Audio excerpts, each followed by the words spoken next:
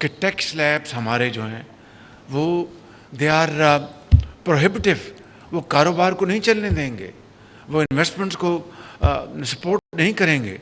لیکن ہم ایک آئی ایم ایف پروگرام کے موڈ میں ہیں.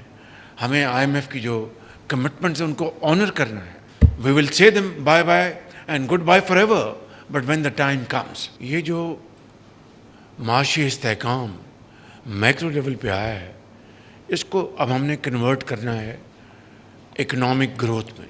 اور اس کے لیے آپ نے جو ہوم گرون پروگرام جو آپ نے دیکھا ٹائٹلڈ اڑان پاکستان، آپ آئیں بیٹھیں مل کر یہ بتائیں کہ کس طریقے سے ہم اپنی گروتھ کو بوم اینڈ بسٹ سے بچاتے ہوئے اس کو کس طرح ہم نے مینیج کرنا ہے.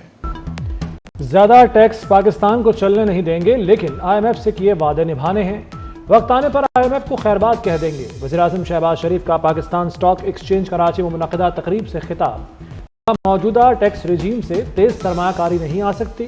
معاشی استحکام آ چکا، اب معاشی نمو کی طرف بڑھنا ہے. خواہش ہے پالیسی ریٹ 6% تک آ جائے. اڑان پاکستان کے ذریعے معیشت کو مزید اوپر لے کر جائیں گے. وزیراعظم نے ایک بار پھر میثاق معیشت کی پیشکش کر دی.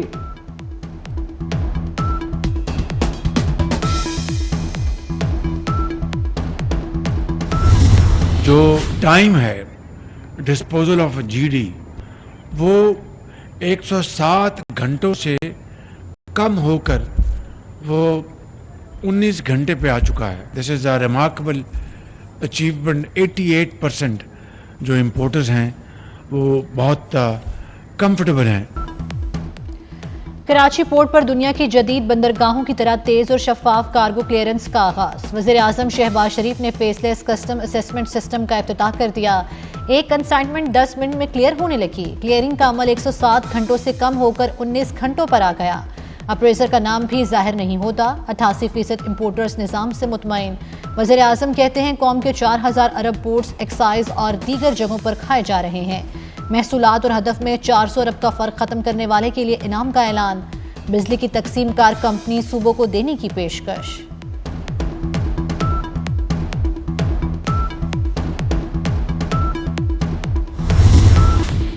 علیمہ خان کی پارٹی پر اجارہ داری کے لیے کوششیں. شواہد منظر عام پر آ گئے. علیمہ خان بانی پی ٹی آئی کی جیل کو سیاسی مقاصد کے لیے استعمال کرنے لگیں. علیمہ خان کے سوشل میڈیا آپریٹر احسن الوی کے ساتھ واٹس ایپ پیغامات بھی سامنے آ گئے. علیمہ خان پیغامات میں بانی کو سونے کے چمچ سے تشبیہ دے رہی ہیں. کہتی ہیں ہم کیوں جیل میں ایئر کنڈیشن اور بڑا کمرہ حاصل کر کے حالات کو نارمل دکھائیں.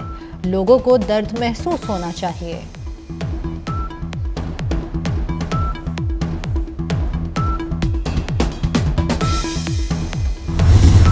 جو شبہ ظاہر کیا جا رہا ہے کہ جی وہ مذاکراتی کمیٹی یا مذاکرات کی وجہ سے رکا ہے، یہ تو پی ٹی آئی آن ریکارڈ ہے. پی ٹی آئی آن ریکارڈ ہے کہ اس فیصلے کے سزا و جزا کی وجہ سے مذاکرات نہیں رکیں گے.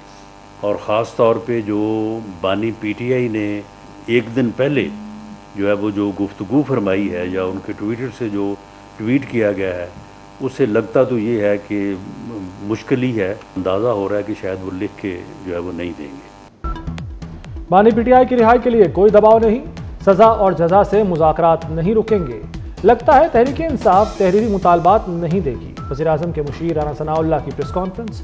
کہا پی ٹی آئی رہنما آپس میں اور اداروں سے بھی لڑ رہے ہیں.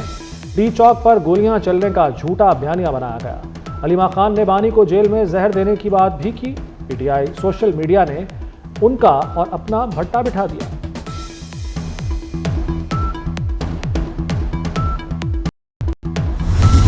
بانی پی ٹی آئی نے مذاکرات جاری رکھنے کی ہدایت کر دی. مطالبات تحریری طور پر حکومتی کمیٹی کو دینے کی اجازت بھی دے دی.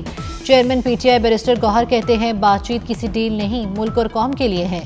بیرسٹر گوہر نے بانی کی ہاؤس اریسٹ سے متعلق علیمہ خان کے دعوے کی بھی تردید کر دی.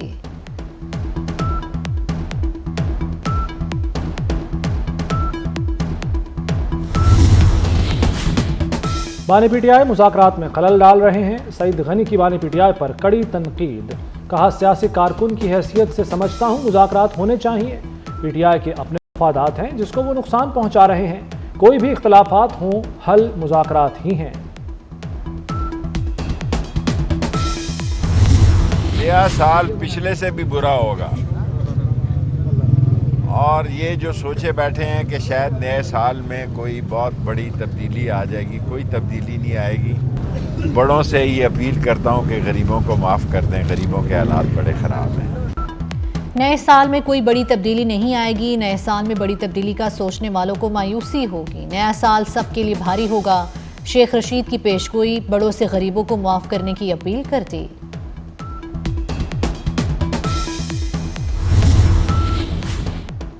کوششیں رنگ لے آئیں، کرم میں 3 ماہ بعد امداد پہنچ گئی، 10 گاڑیاں بگن 30 اپر کرم کے مختلف علاقوں میں گئیں، قافلہ پولیس کی حفاظت میں روانہ کیا گیا۔ امدادی سامان میں کمبل، گرم کپڑے، اشیاء خورنوش موجود۔ پی ڈی ایم اے نے بھی امداد بگن پہنچا دی۔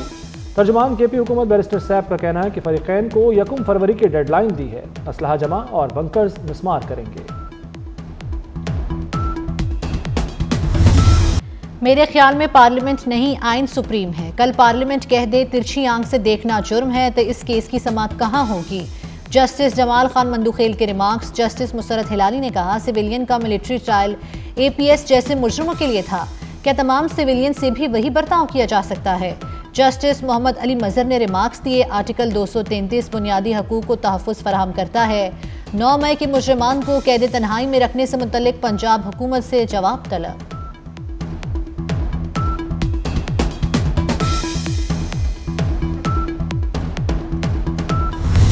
بانی پی ٹی آئی کی بچوں سے فون پر بات کرانے کی استدعا منظور، ذاتی معالج سے طبی معائنہ بھی کرا سکیں گے۔ عدالت نے اخبارات اور ٹی وی کی سہولت بحال کرنے کا حکم بھی دے دیا۔ جی ایچ کیو حملہ کیس میں آخری ملزم پر فرد جرم عائد، کل تعداد 118 ہو گئی۔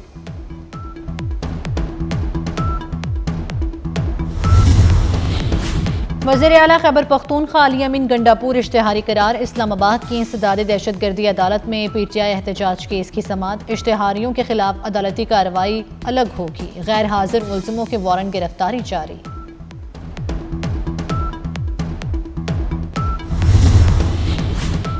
Chairman Peoples Party Bilawal Bhutto سے متحدہ عرب امارات کے سفیر حماد عبید ابراہیم کی ملاقات، دو طرفہ تعلقات کے فروغ پر بات چیت۔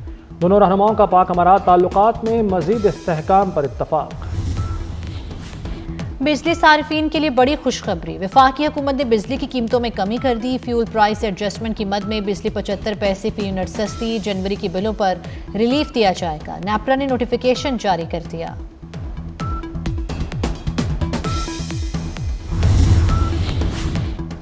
سپریم کورٹ کی سلیکشن اینڈ پروموشن کمیٹی کی تشکیل نو، جسٹس جمال خان مندوخیل سربراہ ہوں گے۔ رجسٹرار سپریم کورٹ اور ایڈیشنل رجسٹرار ایڈمن بھی کمیٹی کے ممبر۔ چیف جسٹس یاحییٰ آفریدی کی منظوری کے بعد نوٹیفیکیشن جاری کر دیا گیا۔ جسٹس منصور علی شاہ کی معذرت کے بعد کمیٹی کی تشکیل نو کی گئی۔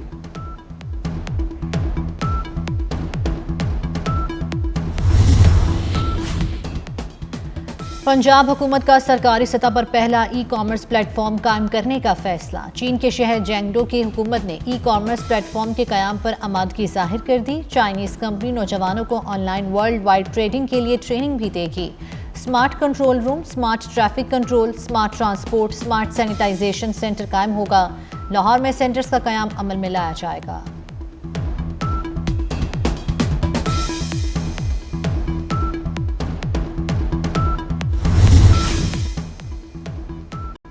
راوی کنارے نئے جدید شہر سے متعلق بڑے فیصلے۔ روڈا بورڈ آف ڈائریکٹر سے 88 ارب کے میگا ترقیاتی منصوبے منظور۔ فیز 1 میں ریور ٹریننگ ورکس، 2 نئے بیراج بنانے کی منظوری۔ M2 موٹر وے پر نیا ٹول پلازا انٹرچینج بنایا جائے گا۔ رنگ روڈ چہار باغ سے سفائر بے تک 10 کلومیٹر روڈ بنانے کی منظوری۔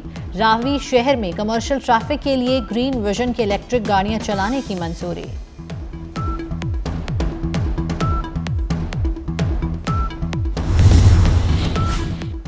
قذافی اور نیشنل اسٹیڈیم کی تعمیر آخری مراحل میں داخل۔ قذافی اسٹیڈیم میں شائقین کی گنجائش کو 35,000 کر دیا گیا۔ جنوری کے آخری ہفتے میں قذافی اسٹیڈیم کا افتتاح کیا جائے گا۔ کراچی اسٹیڈیم میں 5,000 نئی کرسیاں لگائی گئی ہیں۔ راولپنڈی اسٹیڈیم میں 10,000 نئی کرسیاں لگائی جا رہی ہیں۔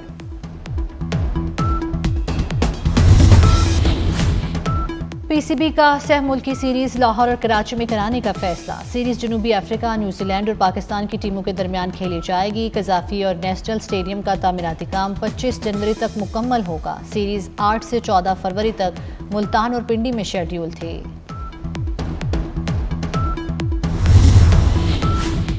ون ڈے رینکنگ میں بابر اعظم کی پہلی پوزیشن برقرار. فخر زمان کی 1 درجہ تنزلی 18ویں نمبر پر چلے گئے. بالرز میں راشد خان کی پہلی پوزیشن، شاہین آفریدی کی تیسری پوزیشن. T20 بیٹرز رینکنگ میں آسٹریلیا کے ٹریوس ہیڈ کی پہلی پوزیشن. بابر اعظم 1 درجہ بہتری کے بعد 6 نمبر پر پہنچ گئے.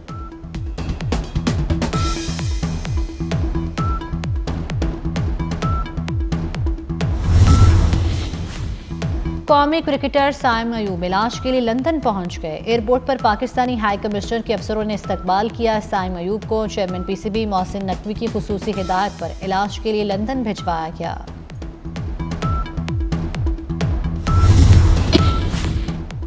امریکہ اور برطانیہ میں برف باری سے نظام زندگی بری طرح متاثر. امریکہ کی وسطی اور مشرقی ریاستوں میں مختلف حادثات میں 5 افراد ہلاک ہو گئے. طوفانی ہواؤں اور شدید برف باری کے باعث 2 لاکھ سے زیادہ افراد بجلی سے محروم. 2300 سے زائد پروازیں منسوخ اور تاخیر کا شکار ہیں. برطانیہ میں یلو وارننگ جاری کر دی گئی. رواں ہفتے سال کی سرد ترین راتیں متوقع ہیں.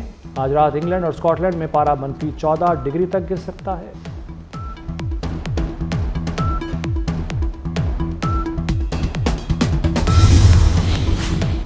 امریکی شہر لاس اینجلس کے جنگلات میں لگی آگ 200 ایکڑ رقبے تک پھیل گئی. متاثرہ علاقے میں دھوئیں کے گہرے بادل چھا گئے. آگ لگنے سے 2 مکان بھی جل گئے. سڑکوں پر ٹریفک جام، لوگوں کو محفوظ مقامات پر منتقل کر دیا گیا. لندن میں لاقانونیت کی انتہا، بس میں کم سن لڑکے کا بےرحمانہ قتل. ایسٹ لندن میں مسلح شخص نے 14 سالہ لڑکے کو چاقو سے حملہ کر کے موت کے گھاٹ اتار دیا. ڈبل ڈیکر بس میں قتل کرنے کے بعد ملزم فرار. میئر لندن کی پولیس کا گشت بڑھانے کی ہدایت. ایلان مسک دنیا کے امیر ترین شخص بن گئے. مجموعی دولت 4 خرب 25 ارب ڈالر سے تجاوز. جیف بیزوس 241 ارب ڈالرز کے ساتھ دوسرے نمبر پر. میٹا کے بانی مارک زکربرگ دنیا کی امیر ترین شخصیات میں تیسرے نمبر پر آ گئے. دولت کا تخمینہ 217.7 ارب ڈالر ہے. امریکی جریدے فوربس نے امیر ترین افراد کی فہرست جاری کر دی. نیلا منیر نے شادی کر لی، آپ کب کر رہی ہیں؟ اداکارہ میرا سے صحافی کا سوال. میرا نے جواب دیا، مجھ سے کوئی شادی ہی نہیں کرتا. میرا کا کہنا ہے کہ ان کی نئی فلم سمرن آ رہی ہے، فیصل آباد کے سنیما گھروں میں بھی ریلیز ہوگی.